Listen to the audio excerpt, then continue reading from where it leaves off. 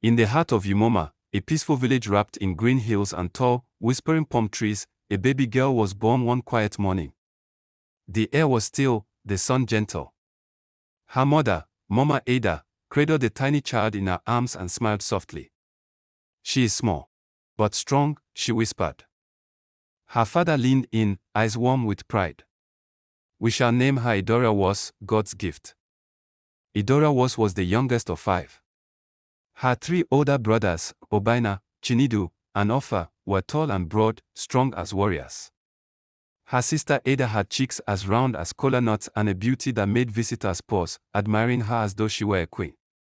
From the moment Idara Wos learned to walk, everyone could tell she was different.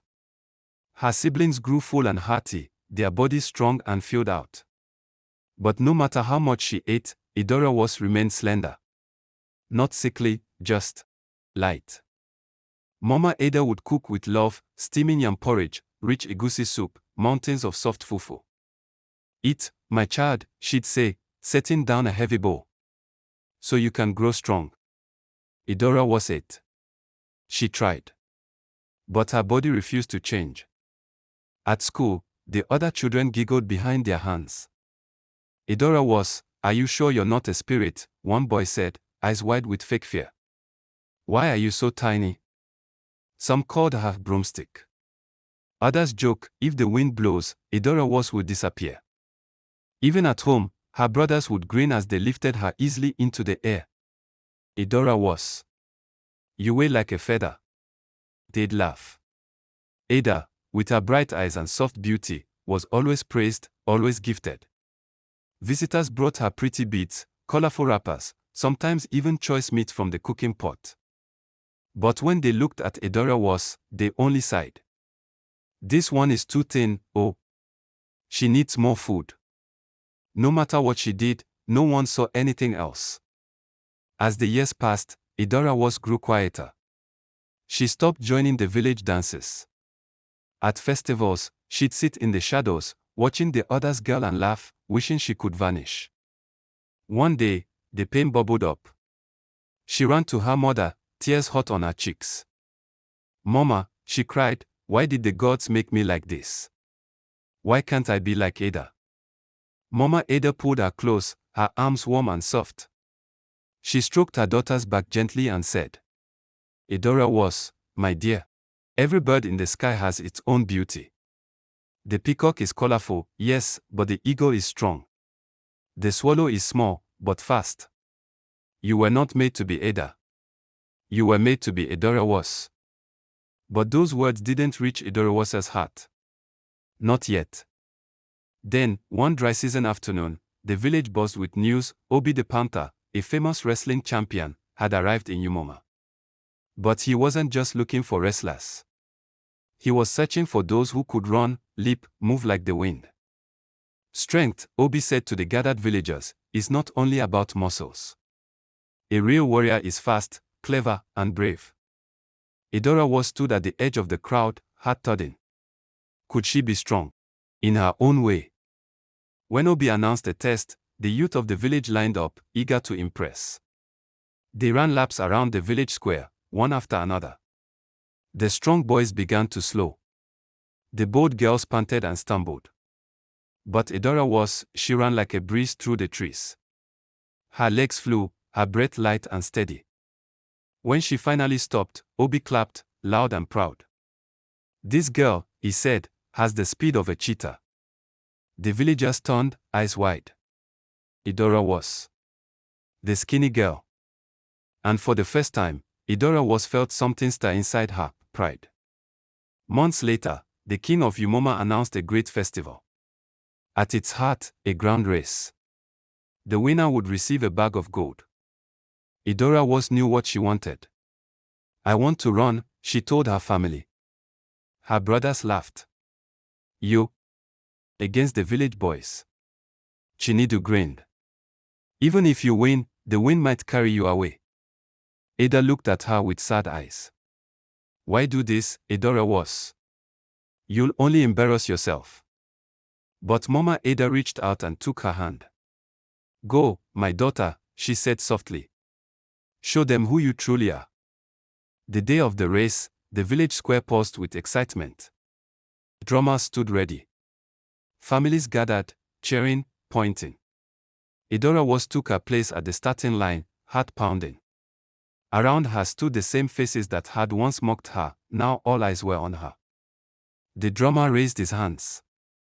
On your marks. Boom. Boom. Boom. The drum spoke.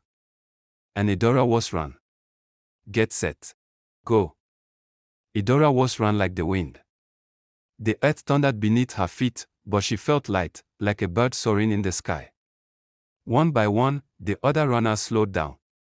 Strength alone wasn't enough, this race demanded endurance, speed, and heart. As Idara was near the finish line, the crowd held its breath. She was in the lead. And then, she won. The whole village exploded in cheers. Idara Wos, they roared in unison. Even the king smiled. From today, Idara Wos shall be known as the wind of Umoma. That moment changed everything. People stopped calling her broomstick. Instead, parents told their children, be like Idara Wos, strong, fast, and proud of who you are. Her brothers looked at her with newfound respect. Her sister, Ada, hugged her tightly.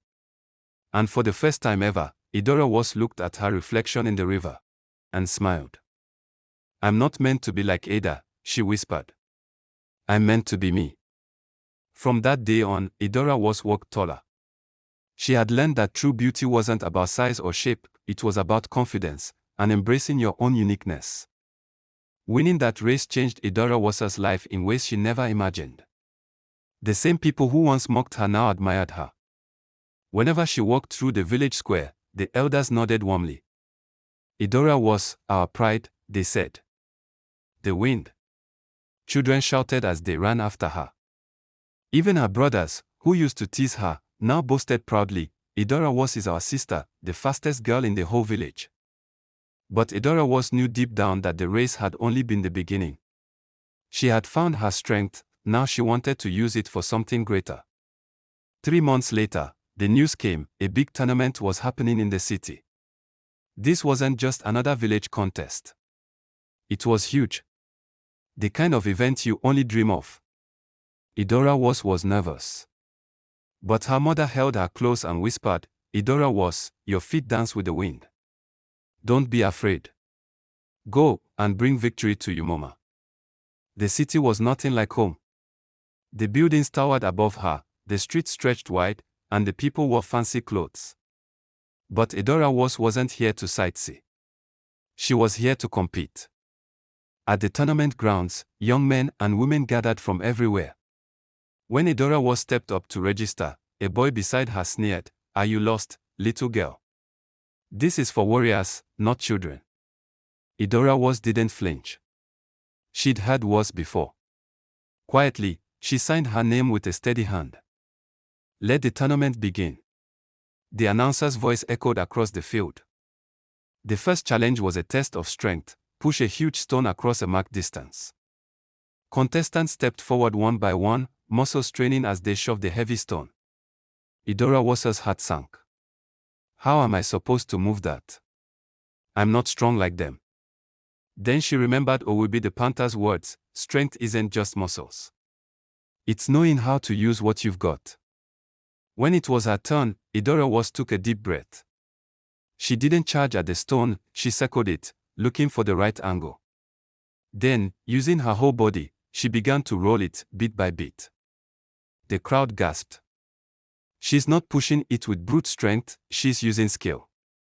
Someone shouted. And just like that, Idara Wos crossed the line. The second challenge was even harder. A fast-moving wooden cart was released, with a bright flag tied to it.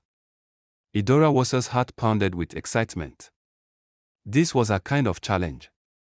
As soon as the cart took off, strong warriors lunged forward to chase it, but their size slowed them down.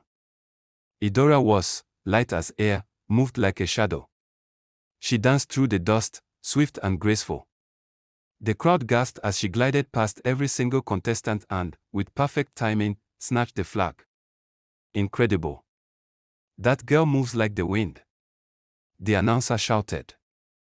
Idara Wos returned to Umoma, not just as a winner, but as a hero. Children no longer feared being different, they wanted to be just like her. Mama, I'm small like Idara Wos. Maybe I can be fast too, a little boy beamed. I don't have to be big to be great, a young girl whispered to herself, hope flickering in her eyes. Idara Wos smiled. She had discovered the most important truth of all: real strength doesn't come from muscles or size. It comes from within. The girl who once wished she could change herself had become someone who changed everything around her. Idara Wos went on to represent her community in competitions far and wide, winning medals and making her people proud. She rose to international fame and became wealthy, while those who once mocked her stayed behind in the village. She traveled the world with ease, as if each country was just another stop like Lagos. She built a beautiful mansion for her parents in the heart of Umoma, and whenever she came home, the entire village would gather at her doorstep just to see her. Yes, the same Idara Wos who was once laughed at had become the most respected person in the village, all because she stayed true to herself and refused to be defined by others. And so, Idara Wos's name lived on in Umoma. The girl who once felt invisible became the wind, untouchable, unforgettable. Moral lessons. People will always have something to say, but what truly matters is how you see yourself. You don't have to look like everyone else to be special. Your uniqueness is your superpower. Confidence makes you shine brighter than appearances ever could. The things that set you apart are actually your greatest strengths. Don't let society define your worth. True strength isn't about size, it's about skill, heart, and wisdom. Believe in yourself even when no one else does. God bless you.